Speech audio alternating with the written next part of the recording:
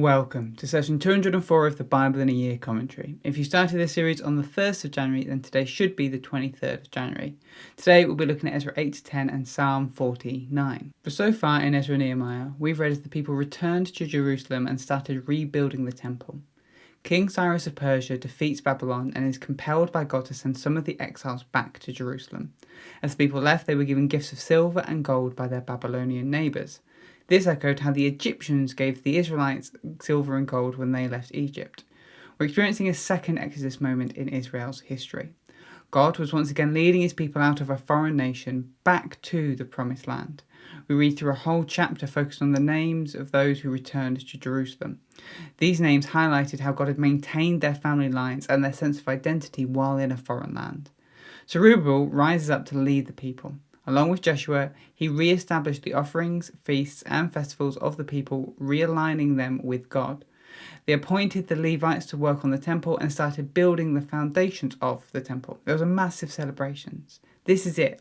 All the promises that God gave his people while they were in exile are now coming to pass. At least that's how it seemed. But some of the older folk who knew what the old temple looked like wept. This new temple wasn't as good as the one they remembered or the one that Ezekiel prophesied about. As the people were rebuilding the temple, the locals, the Israelites who weren't exiled, and others who had come to live in the land, came to offer their help. We got a sense of God reuniting his kingdom, but rather than accept their help, the exiles rejected it. This led to conflict, pausing the temple being rebuilt. Eventually, the temple rebuild started again under King Darius, and upon its completion, they celebrated with the Passover. We then read as Ezra returned to Jerusalem with a second wave of Jews containing some priests. Ezra's goal was to teach the people the Torah and recommit them back to God.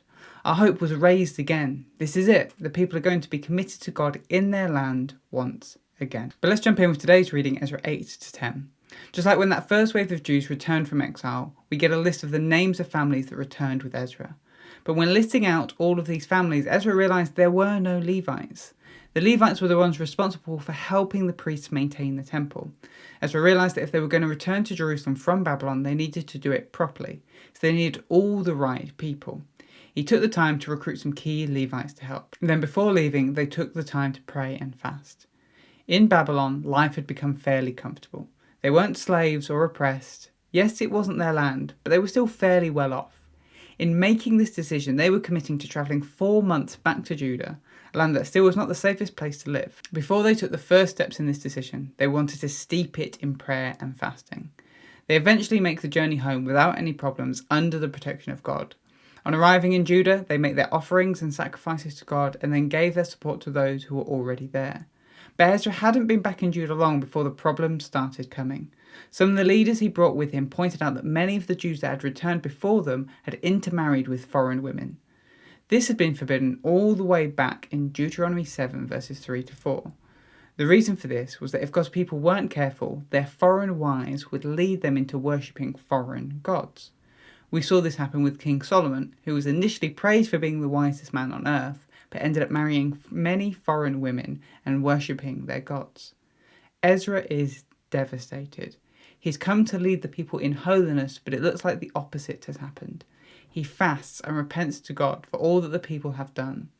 In his prayers, he asks God what they should do. Then, one of the men of Ezra had brought with him from Babylon makes a suggestion. All the people should recommit themselves to God, and any man who has married a foreign woman should divorce her and send her away. That way, the people will purge their sin from the land. Ezra believed this was a good idea and so encouraged the men of the land to take this stance. The people gathered together and agreed that this was the best thing to do. Over the course of a couple of months, they worked their way through all the men in the land who had married a foreign woman, and each one divorced her and sent her away. Sometimes the divorced woman would leave with the children that she had with her Jewish husband. The people were convinced that they had done the right thing. But we've already mentioned how in recent years the prophets had spoken about God uniting his people together and bringing in people from other nations to worship him too. Was divorce really the best idea? We don't read that God commanded it. The idea came from some of the leaders. A prophet we've not yet read spoke on this issue. In Malachi 2 verses 10 to 16, we read as Malachi challenges the people for marrying daughters of a foreign god.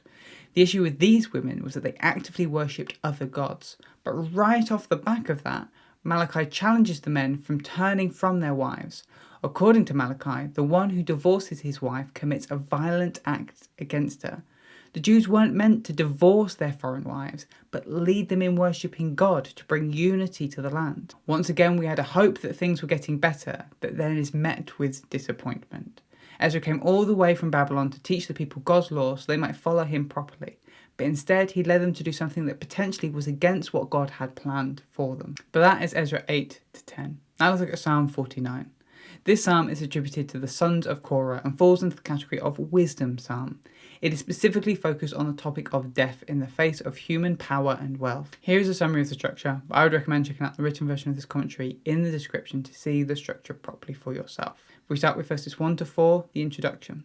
Verses 5 to 12, do not fear the wealthy, for they will one day die.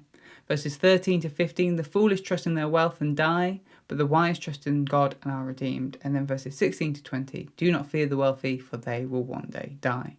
The psalm opens with a call from the psalmist to listen as they share wisdom. This wisdom is for all people, no matter where you live or whether you're rich or poor. They then pose a question: why should they fear in the face of death and powerful and wealthy enemies? These enemies might trust in their wealth and boast in their riches, but what good will it do them? All the riches in the world won't save a man's life. Eventually, everyone dies, and that wealth will go to someone else. Though they may live in nice houses now, one day they will live in the ground. The unspoken point here is that all people are equal. The enemies that you face are no better than you because of their wealth or power. They will one day face the same fate as everyone else. The psalmist then turns to the foolishness of putting your trust in wealth.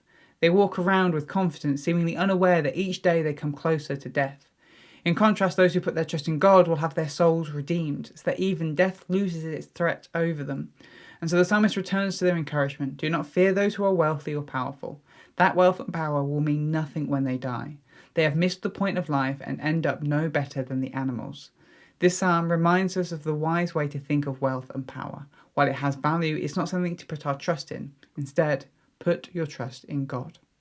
Thanks for joining us today. Take a moment to reflect on what you've read and share your thoughts or questions below. If you're watching in the future, then you can click here for the next session, or you can find the full playlist just down here. To receive these daily commentaries in your email inbox, subscribe via the link in the description below. Have a great day, and I'll see you tomorrow.